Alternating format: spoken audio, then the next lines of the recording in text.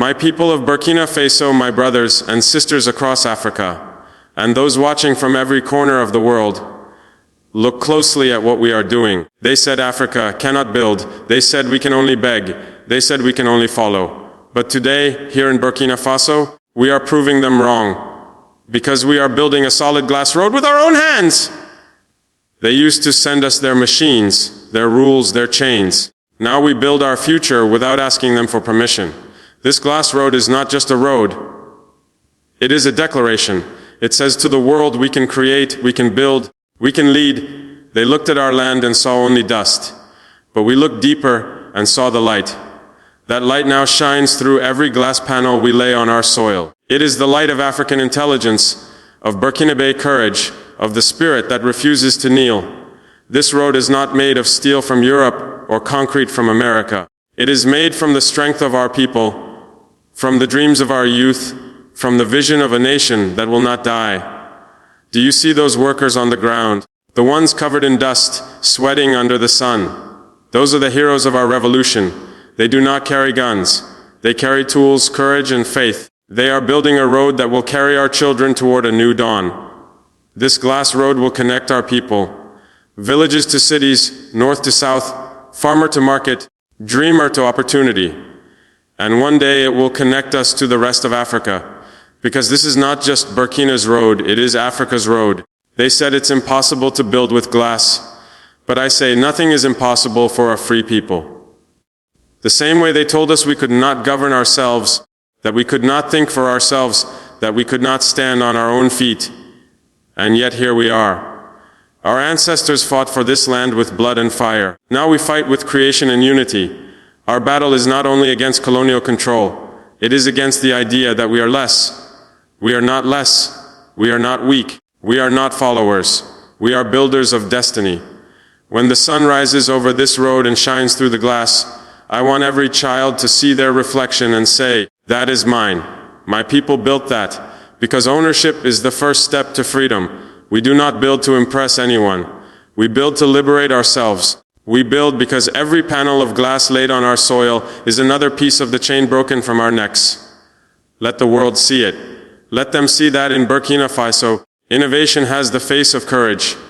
Let them see that from the heart of Africa a new light shines, not the light of colonial cities, but the light of African creation. To the youth, this road belongs to you. You are the hands that will build the next 1,000 kilometers.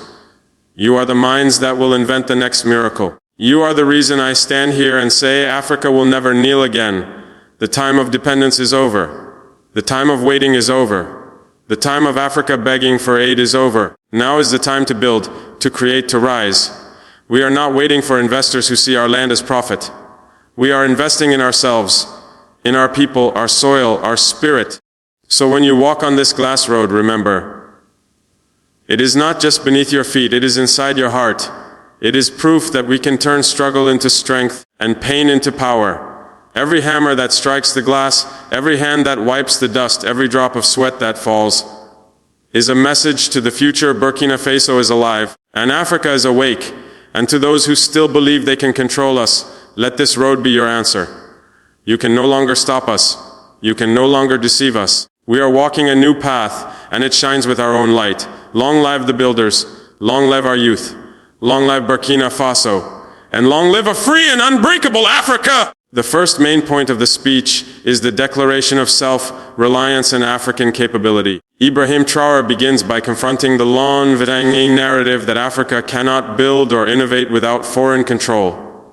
He transforms this accusation into motivation, proving through the creation of the solid glass road that Burkina Faso can achieve greatness with its own hands. This project becomes more than a construction effort. It is a symbol of national confidence and self-belief.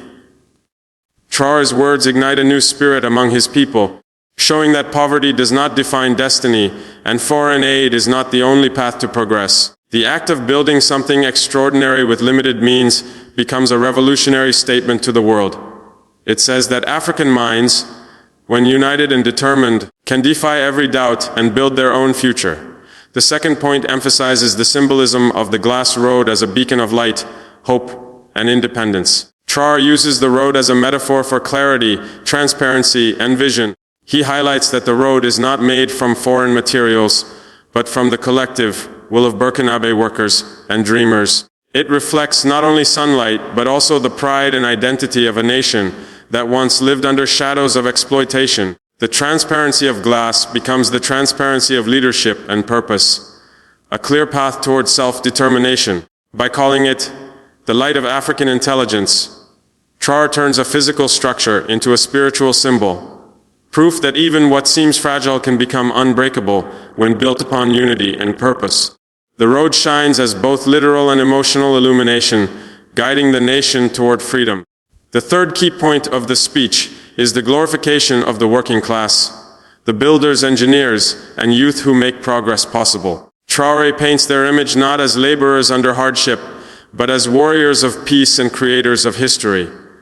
Their sweat becomes a sacred offering to the nation.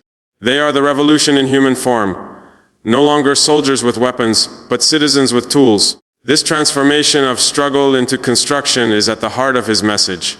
He shows that true independence does not come from conflict, but from creation, from the act of building with pride. Every worker who polishes glass or lays a foundation becomes a symbol of resistance against dependency. Their courage and endurance are the real weapons of modern Africa, and Traoré elevates them as heroes of this new era. The fourth point expands on the unity of Africa and the rebirth of continental pride. Traoré speaks beyond Burkina Faso's borders, addressing every African nation that has faced humiliation and control. The solid glass road is not just infrastructure, it is a bridge between countries, a vision for a connected and self-sufficient Africa. He invites all Africans to walk together on this path of creation and liberation. The speech's rhythm carries the heartbeat of a continent ready to rebuild itself. His dream is for Africa to stop begging and start building, to stop dividing and start connecting. Through this road, he envisions an Africa where innovation replaces exploitation and unity replaces dependency. The project becomes a physical and emotional representation of Pan-Africanism, the belief that Africa's strength lies in the hands of its own people, working as one. The fifth and final point is a powerful call to action directed especially toward the youth. Traoré entrusts them with the mission of carrying the revolution forward, not with weapons, but with tools, knowledge, and innovation. He urges them to pick up their dreams and build the future themselves. His message is that the time for waiting is over, and the age of creation has begun. The glass road, glowing under the African sun, is their inheritance and their responsibility. It symbolizes that progress can come from faith, discipline, and unity. He reminds them that the true revolution is not in destruction but in construction, not in anger but in purpose. By declaring that Africa is awake and unstoppable, Traoré hands the torch to the next generation, the architects of freedom who will keep building roads of light, hope, and self-determination across the continent.